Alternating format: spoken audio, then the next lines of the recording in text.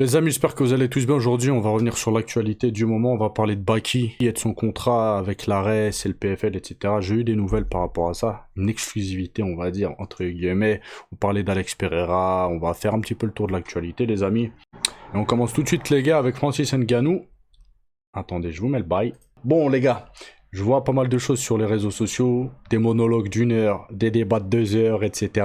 Pour savoir qui pourrait potentiellement être le meilleur, qui pourrait potentiellement gagner le combat, alors que personne n'en sait rien, ça c'est comme tous les combats. Mais voilà, ça parle beaucoup, etc. Moi c'est simple, je vais être concis les gars. Là c'est deux gros strikers. Deux personnes qui ont la capacité de mettre KO à peu près n'importe qui sur Terre, d'accord? Donc j'ai envie de vous dire, si les deux font ce qu'ils savent faire le mieux, c'est-à-dire striker, si les deux décident de striker, j'ai envie de vous dire que ça sera premier qui touche et qui touche le mieux. Voilà. Donc ça peut aller d'un sens comme de l'autre. Il y en a qui disent que Renan Ferreira, il est claqué. Bah, moi je le pense pas, voilà. C'est un bon striker, c'est un gros striker. Je pense pas que ce sera un combat très stratégique ou très tactique. Après, peut-être que je me trompe. Francis Ngannou a vieilli, a sans doute pris de la maturité dans ses combats, etc. Il sait qu'en face de lui, il y a un mec qui le dépasse physiquement, qui le dépasse en allonge, qui est aussi puissant que lui, niveau des frappes. Donc est-ce qu'il va pas essayer de lutter? Voilà, c'est ça la question. Donc voilà, si Ngannou veut faire un combat intelligent, il va essayer de lutter. Après, est-ce qu'il va le faire ou pas? Ou est-ce qu'il va être comme à l'ancienne, en mode striker, en mode parpaing, si ça touche, je t'éteins. Voilà. En tout cas, bon, quand c'est des combats comme ça, de poids lourds, de gros punchers, c'est très rare que ça aille jusqu'à la décision, d'accord? Donc voilà, moi je peux pas me prononcer, de toute façon il y a personne qui peut se prononcer, c'est voilà, soit l'un soit l'autre, j'ai envie de vous dire. Maintenant les gars, on va parler de d'Oumar Sy. Lors d'une interview chez AB Show, il me semble, il est revenu sur le fait que certains gros médias comme RMC Sport, etc., pour ne pas les citer, l'ont comparé à Cyril Gane. Voilà, ils aiment bien faire ça, les médias, les gros médias, comparés au top 10 qui se fait. Voilà. Par exemple, dans le foot, on dit, ouais, c'est le nouveau Zidane, ou je sais pas, des trucs comme ça. En France, ce qui se fait de mieux à l'heure actuelle, c'est Cyril Gane. Et Oumar Sy est en dessous, Cyril Gane, en termes de parcours professionnel, parcours sportif, etc. RMC a posé la question, est-ce que Oumar Sy serait pas le nouveau Cyril Gane? Bon, je vais pas tout vous lire, hein, mais en gros, Oumar Sy l'a mal pris. Il a dit qu'il n'y avait pas de nouveau Cyril Gane, que lui c'était Oumar Sy, etc. Après, c'est pas pour défendre RMC, etc. Moi, j'en ai rien à péter, je m'en bats les reins. Mais ça, en fait, c'est plutôt flatteur. Parce qu'en France, Cyril Gane, c'est ce qui fait. C'est l'un des meilleurs combattants, si ce n'est le meilleur combattant à l'heure actuelle. En termes de performance, etc. Voilà, c'est le seul qui a eu la ceinture intérimaire de l'UFC. Il a un très beau parcours, il a que 2 défaites dans sa carrière contre, on sait qui, hein, Francis Ngannou, hein, une terreur, et contre le GOAT du MMA. Voilà, pour certains, pour la majorité des gens. Il a eu une très belle carrière, un très beau parcours, il est très très fort, donc c'est plutôt flatteur. Après, en tant qu'homme, dans sa fierté, voilà, c'est toujours un petit peu... moi, ça me plairait pas aussi qu'on me compare et ça me plairait pas. Donc, Oumar Sy, moi, je le comprends. Après, dans le front, est-ce que c'est méchant? Est-ce que c'est déplacé? En vrai, non, je pense pas. Bon, maintenant, les amis, on va parler d'Alex Pereira. Bon, les gars, il a dit qu'il recombattrait sans doute plus jamais en 84 kilos et qu'il se sentait plus à l'aise et plus apte à aller chez les poids lourds. Voilà, donc il a envie de combattre chez les poids lourds, ça se précise. Et il a envie de laisser la place à son ami, il dit bien ami, hein, ami Strickland.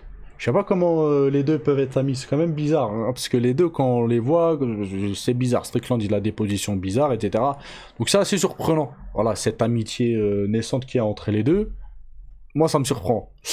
Et il a dit, voilà, il serait temps de le relaisser la place à son ami Strickland pour le titre. Voilà, qu'il redevienne champion, etc., etc. Donc voilà, Alex Pereira se revoit pas retourner, recombattre chez les 84 kilos. Et j'ai envie de vous dire, tant mieux. Voilà, tant mieux qu'il monte chez les lourds, qu'on rigole un petit peu, que ça nous divertisse. Maintenant, les amis, on va encore parler d'Alex Pereira et d'Ankalaev. Donc, Alex Pereira a tenu des propos vis-à-vis d'Ankalaev que je trouve qu'il va du côté de l'UFC, Alex Pereira, et je trouve pas ça réglo. D'accord, je trouve pas ça réglo et je me demande s'il a pas chaud dans Kalaev. Moi, je vous dis, je pense qu'il a chaud dans Kalaev. Voilà, c'est comme ça. Je vous le dis. Donc il a dit quoi Voilà, au micro du célèbre Ariel Helwani, Alex Pereira est revenu sur les rumeurs disant qu'il avait peur d'affronter Ankalaev. Selon Poatan, les torts ne viennent pas de lui. Il dit quoi? Je ne choisis pas mes adversaires. Certains n'arrêtent pas de dire Ankalaev. Mais je vais être honnête avec vous. Lui et son manager ont beaucoup parlé de CO. Je sais pas ce qu'il a voulu lui dire, sûrement de bêtises en gros pour parler poliment, disant que je voulais pas l'affronter. Mais la réalité est que l'organisation veut pas qu'il combatte parce qu'il est ennuyeux et les gens n'aiment pas le regarder combattre. Attendez, je vais revenir sur ça, les gars. A-t-il confié, avant de conclure, maintenant qu'il continue à me manquer de respect, je vais peut-être rendre la tâche plus difficile pour eux lorsqu'il se battra contre moi. Bon, les gars, moi, je vais être clair, tout ce qu'il dit là, Alex Pereira, c'est du pipeau, d'accord? L'excuse que les gens n'aiment pas le regarder, l'UFC n'aime pas ce genre de combattant, etc., c'est du pipeau, d'accord? Dana White, on le sait qu'il est sans pitié avec les combattants, et quand un combattant ne lui convient pas, il dégage. Et on l'a vu avec Mokaev, d'accord? Il était invaincu à l'UFC, c'est une pépite du MMA. Ils l'ont viré direct, ils l'ont tège. Il se retrouve, je sais pas dans quelle organisation. Voilà. Quand tu ne plais pas à l'UFC, t'es dégagé. En Kalaev, les gars, je crois que c'est 14 combats, 13 ou 14 combats à l'UFC, d'accord? Si Dana White n'était pas content dans Kalaev, il l'aurait dégagé. Et plus vite que ça. Donc trouvez l'excuse, ouais, Dana White, enfin l'UFC ne donne pas ses chances à Ankalaev parce qu'il est ennuyeux, parce que les gens l'aiment pas combattre. C'est faux. C'est faux. Ankalaev, c'est 18 victoires dans sa carrière et une défaite. D'accord? Il a je sais pas combien de victoires à l'UFC. Le mec, il est hyper chaud. Et s'il convenait pas à l'UFC, il l'aurait dégagé. Ok? Ankalaev, c'est obligé qu'il combatte pour la ceinture. Faut arrêter. Ankalaev, il doit combattre pour le titre, il doit combattre Alex Pereira. Alex Pereira, dans sa carrière, il y en a qui disent c'est le GOAT. Ça ne peut pas être le GOAT, le mec. Donc déjà, il a eu des passes droits. Il a fait très peu de combats pour combattre pour la ceinture, et il a affronté dans sa carrière quasiment que des strikers. D'accord? Lui, ça lui change pas trop hein, du kickboxing. Hein. En vrai de vrai. Il est pas trop dépaysé, le mec. Il a juste les petits gants qui changent, et puis c'est tout. Ah ouais, il affronte que des strikers. Mettez-lui un vrai lutteur, un bon lutteur. Qu'on voit comment il se débrouille. Parce que certes, le mec, il a la capacité d'éteindre n'importe qui. Mais il affronte tout le temps les mêmes profils. Cédric Doumbé, les gars, je vous le dis, hein, Cédric Doumbé, mettez-lui que des strikers. Il y a moyen qu'il devienne champion comme Alex Ferreira, hein, il l'a fait. Hein. C'est l'élite du kickboxing. C'est l'élite. C'est-à-dire, après, dans un combat, tout peut arriver. Tu peux te manger un mec, il est très mauvais en boxe, il va t'en mettre une, il va te sonner, il va te coucher. Voilà, ça peut arriver. Mais ça reste quand même peu probable. Même si c'est possible. Mais sur le papier, un Cédric Doumbé, un Adesanya, un Alex Pereira, des mecs comme ça, c'est l'élite. En pied-point de ce qui peut se faire. Si on leur met que des combattants qui sont moins bons qu'eux en pied-point, c'est normal qu'ils vont monter. Donc là, Alex Pereira, les gars, voilà, c'est loin d'être le GOAT, je vous le dis, même s'il est champion de deux catégories, même s'il combat très fréquemment, même s'il met que des KO, il met des KO sur les mêmes profils de combattants contre des strikers qui sont moins bons que lui. Voilà. Donc maintenant, ça sert à rien de blablater, etc. 20 000 ans sur Internet. Ouais, machin, nanana, mettez-lui en Kalaev. En Kalaev, il doit combattre pour le titre, c'est une obligation. Mettez-le. S'il gagne le combat, les gens ils fermeront leur bouche. Mais là, on tourne trop autour du pot. Ouais, lui il a peur, non, c'est l'UFC qui veut pas, machin, ça trouve des excuses, un truc de ouf. Pour expliquer que, voilà, ils ont raison quand Kalaev combatte pas. Bref, je vais pas trop m'attarder là-dessus. C'est un truc qui, moi, ça me gave en fait, toutes ces excuses-là, etc. On termine l'actualité du jour, les gars, avec le Talexo. Ils ont fait un live hier, je crois, ou avant-hier, en parlant de Baki, etc.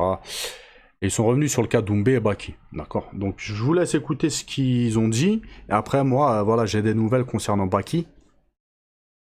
Et des nouvelles sérieuses, les gars. Hein. C'est... Voilà. Est-ce qu'il va signer à l'ARES? Est-ce qu'il va recombattre à l'ARES, etc. Je vous dis tout ça. Bref, je vous laisse écouter. Si Baki, il est bloqué par Ares et qu'il peut pas combattre au PFL, parce qu'il faut savoir, il doit un combat à Ares. Lui, il a quand même décidé d'aller signer au PFL, mais est-ce qu'il a combattu depuis? Non. Il a pas respecté son contrat. Non, il est sous contrat. Tu vois? Donc, est-ce qu'il est pas en train de se dire, ah, finalement, je vais devoir aller combattre là-bas? Mais contre qui? Parce que j'ai pas envie de combattre un mec qui a moins de followers que mon préparateur physique. Donc, est-ce que je peux monter une sauce avec Wally Tandia pour peut-être Wally en 2025? Je sais pas, c'est des suppositions. Peut-être que Wally va signer à Arès, Baki il va revenir, ils vont faire leur combat, tu vois. Donc, je me dis, il zappent pas Doumbé volontairement parce que Doumbé, j'ai plus son temps. Non, non, non, non. Peut-être qu'il est en train de s'adapter par rapport à sa situation. C'est une supposition. Ouais, c'est... Les gars, n'hésitez pas à aller voir l'interview en entière, hein. C'est sur la chaîne YouTube, le Talk Show. Pour revenir très rapidement par rapport à ce qu'il dit, c'est hyper cohérent ce qu'il dit. Vraiment, ça aurait pu se faire. Mais moi, je suis tombé, les gars, je vous le dis, je vous raconte un petit peu ma vie. Moi, tous les soirs, avant que je me couche, je vais sur TikTok. Je reste une demi-heure, une heure, etc. Et il y a avant-hier ou hier soir, ouais, hier soir ou avant-hier soir, j'étais sur TikTok en train de scroller, etc. Et je suis tombé sur un live du frère de Baki. Voilà, il y a lui qui faisait un live justement sur TikTok où il répondait aux questions. Et on a plein, il lui posait plein de questions, etc. À un moment donné, il y a un mec qui lui dit Baki concernant son contrat avec l'ARES, etc. Pas trop donné de détails, mais il a dit que voilà, ils étaient en train de faire des trucs, etc. Par contre, il a dit Baki ne recombattra plus à l'ARES. D'accord? Après, moi, je suis reposé la question. Pour être sûr, en fait. J'ai pas enregistré, hein. Voilà, j'étais dans mon lit, etc. Vas-y. Mais je vous le dis, les gars, vous savez, je vais pas vous mitonner, je rapporte pas de fake news. Je lui ai reposé la question, je lui ai dit, concernant le contrat de l'ARES avec Baki, etc., ça en est où? Est-ce que... Il m'a dit, Baki ne recombattra pas à l'ARES. Je sais pas comment ils vont se débrouiller, comment ça va se régler cette situation. En tout cas, c'est sûr, et ça vient de la bouche de son grand frère. Voilà, c'est le manager de Baki, il me semble. Voilà, à moins que, voilà, il soit vraiment forcé, etc. J'en sais rien comment ça va se passer dans l'avenir. En tout cas, lui, sur l'instant T, hier soir ou avant-hier soir, il a dit c'est mort. Il ne combattra plus à l'ARES. L'histoire, elle est... J'allais dire elle est close. Non, elle est pas close. Il a dit que voilà, là, ils sont en train de préparer une vidéo où ils vont tout bien expliquer. Donc restez branchés, les gars. De toute façon, je vous en ferai part. Hein. Dès qu'ils sortent la vidéo, etc. Pour ceux qui ne la verront pas, je vous dirai, moi, je vous dirai ce qu'il y en est. En tout cas, ce qui est sûr, on ne reverra pas Baki à l'ARES. Donc Baki, Wally Tandia à l'ARES, etc. Non, voilà. Le Talk Show, si tu passes par là, c'est très très peu probable. Donc voilà les amis, c'est tout pour aujourd'hui. Je vais vous laisser. N'oubliez pas de lâcher un petit like. Faites pas les revoir les gars, c'est gratuit. Je vous demande pas, je sais pas quoi, de l'argent ou je sais pas quoi. Laissez un petit like. Laissez un petit commentaire, etc. Abonnez-vous, activez la cloche. Je vous dis à la prochaine vidéo. Passez une bonne journée. Ciao, ciao.